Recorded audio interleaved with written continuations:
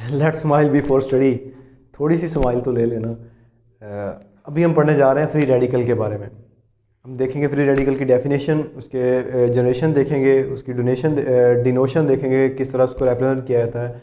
फिर उसके बाद एक छोटा सा कंपैरिजन है और बस दैट्स एंड। एक एग्जांपल भी, एक दो एग्जांपल्स भी देख लेंगे किसकी, फ्री रेडिकल्स की।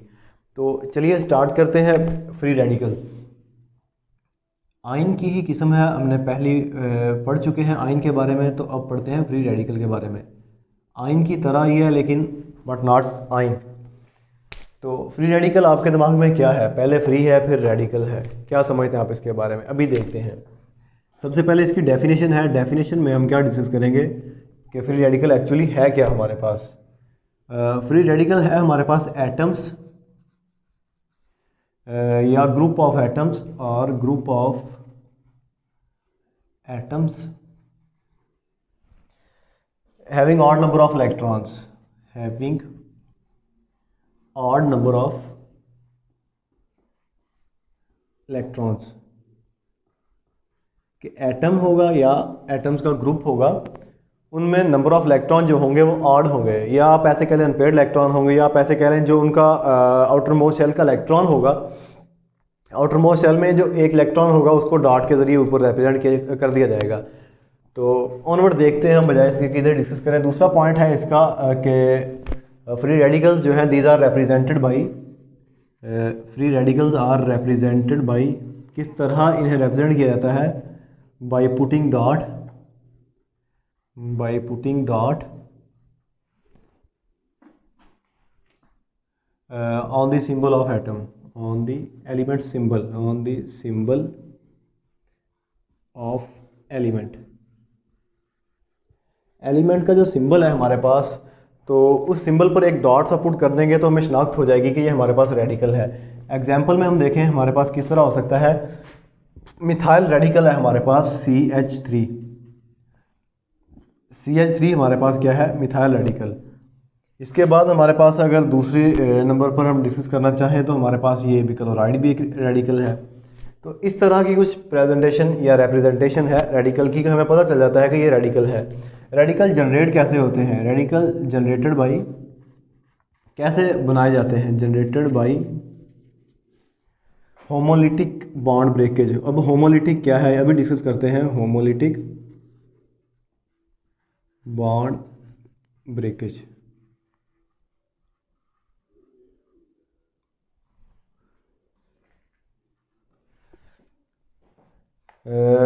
बिटवीन टू एटम्स, दो एटम्स के दरमियान जो बॉन्ड बना हुआ होता है उनकी ब्रेकेज हो जाती है उस बॉन्ड की। कैसे, वो भी हम डिस्कस कर लेते हैं। पहले इस बात को समझें कि generated by homolytic bond breakage between two atoms. दो एटम हैं, उनके दरमियान बॉन्ड है, बॉन्डिंग है, जिसकी वजह से जो जुड़े हुए हैं। तो वो बॉन्ड जब टूटेगा, लेट्स सपोज ये जो मेरे हाथ में फोम है ये बॉन्ड है, और ये एक तरफ एक एटम है और ये दूसरी तरफ ये इसका दूसरा एटम है, यानी कि ये बोर्ड मार्कर का जो हमारे पास ऊपर वाला हिस्सा है। तो जैसे ही ये बॉन्ड क्लीवेज होगी, ये बॉन्ड क्लीवेज होमोलिटिक होगी। बॉन्ड का हाफ जो है वो इस तरफ चला जाएगा, हाफ इस तरफ, यानी कि ये फोम को दरमियान से कट करेंगे, एक इलेक्ट्रॉन उस तरफ और एक उस तरफ। एक बॉन्ड में दो ही इलेक्ट्रॉन होंगे। तो इस तरह होगा कि वो जो इलेक्ट्रॉन आएगा बॉन्ड की ब्रेकेज की वजह से, वो उसको हम एज अ डॉट शो कर देंगे ऊपर, डॉट की तरह। तो थर्ड नंबर पर हम क्या डिस्कस करेंगे इसका, फिर रेडिकल के अबाउट। थर्ड नंबर पर हमारे पास आएगा कि बॉन्ड ब्रेकेज जो होगी, बल्कि इसी का एक एक्सटेंशन है, वो हम पहले कर लेते हैं कि bond breakage between two atoms, दो एटम्स के दरमियान जो बॉन्ड ब्रेकेज होगी वो कब होगी? जब व्हेन, बॉन्ड ब्रेकेज कब होगी? जब के व्हेन एटम्स अब्जॉर्ब हीट या लाइट एनर्जी, या लाइट एनर्जी। हम हीट देंगे या लाइट की एनर्जी में मोस्टली क्या होता है कि हमारे पास होती है UV lights, ultraviolet light rays के ज़रिए क्या होती है, हम रिएक्शन करवाते हैं तो बॉन्ड ब्रेकेज होती है। ऑनवर्ड जो है आगे बड़ी क्लासों में आप पढ़ेंगे। तो एटम्स जब हीट अब्जॉर्ब करें या लाइट एनर्जी अब्जॉर्ब करें तो बॉन्ड ब्रेकेज होती है, बॉन्ड क्लीवेज होती है, जो कि होमोलिटिक होती है। वो इलेक्ट्रॉन जो होता है हमारे पास वो डॉट की शक्ल में हम शो करते हैं, तो वो क्या हो जाता है हमारे पास फ्री रेडिकल। फ्री रेडिकल्स जो है, फ्री रेडिकल्स की अगर हम बात करें, free radicals highly energetic, free radicals are highly unstable होते हैं, या आप इनर्जेटिक कह लें, highly unstable and soon form bond. इस पॉइंट में क्या बताना चाह रहा है हमें कि फ्री रेडिकल्स जो होते हैं वो उनका लाइफ स्पैन बिल्कुल थोड़ा होता है, यानी कि हम कोई एक्सटर्नल फोर्स के तहत उन्हें जनरेट करते हैं। जैसे ही जनरेट करते हैं वो थोड़ी देर के लिए सोल्यूशन में या एयर में या जिस मीडियम में हम जनरेट कर रहे हैं थोड़ी देर के लिए रहते हैं और जल्द ही रिएक्ट करके हाईली रिएक्टिव होते हैं, नया बॉन्ड बना लेते हैं। हाईली अनस्टेबल या हाईली रिएक्टिव कह सकते हैं आप। तो क्या होता है, नया बॉन्ड बन जाता है हमारे पास। फ्री रेडिकल्स को हम कह नहीं सकते कि ये फ्री रेडिकल ये हमारे पास है, बल्कि कुछ सर्टन कंडीशंस देनी पड़ती हैं, वो इस क्लास की या आपके लेवल की डिस्कशन नहीं है, इस लेवल की डिस्कशन नहीं। इसके बाद हमारे पास है फ्री रेडिकल्स की एग्जांपल। एज एन एग्जांपल अगर मैं बात करूं, फॉर एग्जांपल फ्री रेडिकल्स में हम किस तरह जनरेशन होती है, फ्री रेडिकल की किस तरह बनता है। लेट्स सपोज हमारे पास ये मीथेन है। इसमें क्या होगा, कोई भी एक्सटर्नल जो होगा हम या लाइट होगी या हमारे पास लाइट एनर्जी होगी या हीट होगी, उसकी वजह से CH3 एक मिथाइल रेडिकल जनरेट होगा प्लस H। इस तरह का कुछ फिनोमिना होगा कि हमारे पास एक मिथाइल रेडिकल आ जाएगा। इसके बाद अगर बात करें हम क्लोरीन की, क्लोरीन हमारे पास इस तरह मॉलिक्यूल के फॉर्म में है। तो मॉलिक्यूल की फॉर्म में क्लोरीन पर जैसे ही कोई एक्सटर्नल आप यहाँ पर अल्ट्रावायलेट रेडिएशंस, और इसके बाद क्या होगा, क्लोरीन के हमारे पास दो रेडिकल्स आ जाएंगे, या आप इसको ऐसे भी लिख सकते हैं Cl प्लस Cl। इस तरह के रेडिकल्स होंगे क्लोराइड के। तो ऐसे रेडिकल जनरेट होता है, ये एग्जांपल में पुट करेंगे आप रेडिकल्स की। ये हो गए हमारे पास मॉलिक्यूल्स और ये हो गए फ्री रेडिकल्स।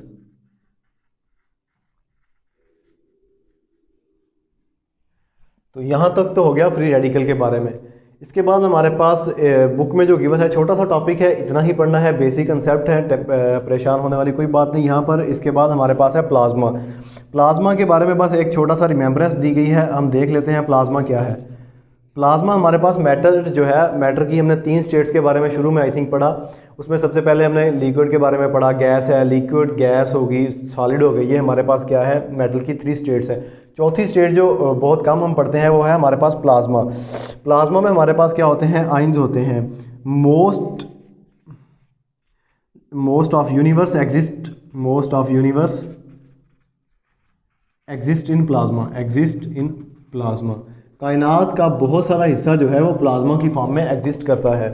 इसके बाद इन प्लाज्मा में दूसरा पॉइंट जो हमारे पास है, fourth state of matter. Matter की चौथी फॉर्म है हमारे पास स्टेट ऑफ मैटर। इसके बाद हमारे क्या है कि मॉलिक्यूलर कैटाइनिक और एनाइनिक मॉलिक्यूल्स, कैटाइनिक या anionic molecules are present in plasma. कि प्लाज्मा में क्या होता है, हमारे पास मॉलिक्यूल्स होते हैं, वो मॉलिक्यूल्स पॉजिटिव भी हो सकते हैं, नेगेटिव भी हो सकते हैं। तो ये था प्लाज्मा के अबाउट छोटा सा इंट्रोडक्शन इसका दिया हुआ। इसके बाद हमारे पास है बुक में गिवन कंपैरिजन कह लें आप। तो कंपैरिजन को हम डिस्कस करते हैं, अभी इसे रेज करते हैं, यहीं पर हम कंपैरिजन को डिस्कस कर लेते हैं। कंपैरिजन में क्या दिया गया, कंपैरिजन में एक फ्री रेडिकल है और एक मॉलिक्यूलर आइन फ्री रेडिकल है और एक सिंपल आइन है। रेडिकल इधर कर लेते हैं हम, आइन इधर फ्री रेडिकल। छोटा सा 3 पॉइंट्स का कंपैरिजन है, इजी रहेगा आपको समझने में इंशाल्लाह। तो आइन क्या है हमारे पास, हमने पिछली वीडियो में डिस्कस भी किया कि आइन जो है हमारे पास एटम है, एटम्स या group of atoms bearing some charge on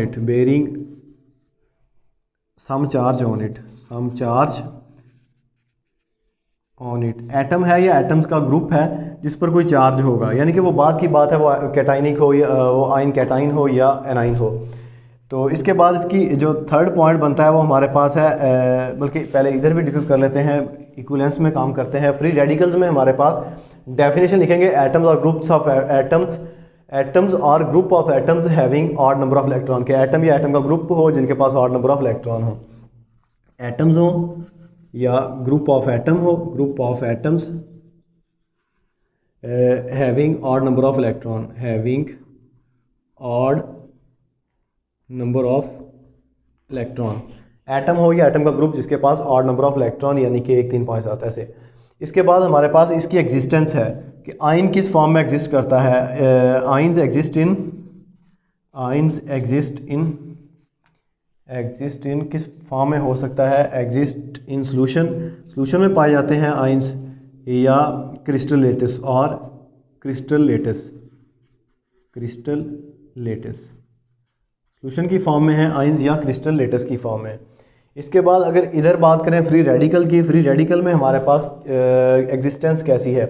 free radicals में भी तकरीबन सेम ही है, लेकिन थोड़ा सा डिफरेंस होगा कि आयन्स फ्री रेडिकल्स, बल्कि यहाँ पर लिखते हैं दीज एग्जिस्ट इन किस में, सोल्यूशन में, एज वेल एज एयर में, एज वेल एज एयर में, हवा में भी पाए जा सकते हैं फ्री रेडिकल्स, या के सोल्यूशन में तो वो हम जनरेट करते हैं, हवा में भी कर सकते हैं। इसके बाद थर्ड पॉइंट है हमारे पास आयन का और फ्री रेडिकल का। तो आयन जो है, आयन पर चार्ज हो सकता है, फ्री रेडिकल पर हमारे पास क्या होता है, फ्री रेडिकल पर हमारे पास आयन्स में हैव पॉजिटिव और नेगेटिव चार्ज। जो होगी आयन की, formation of ion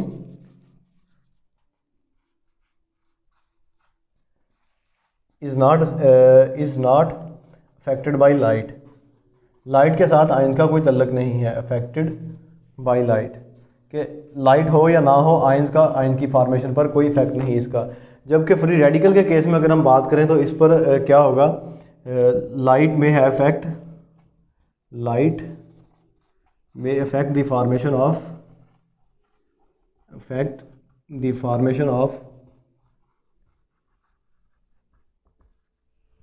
free radical.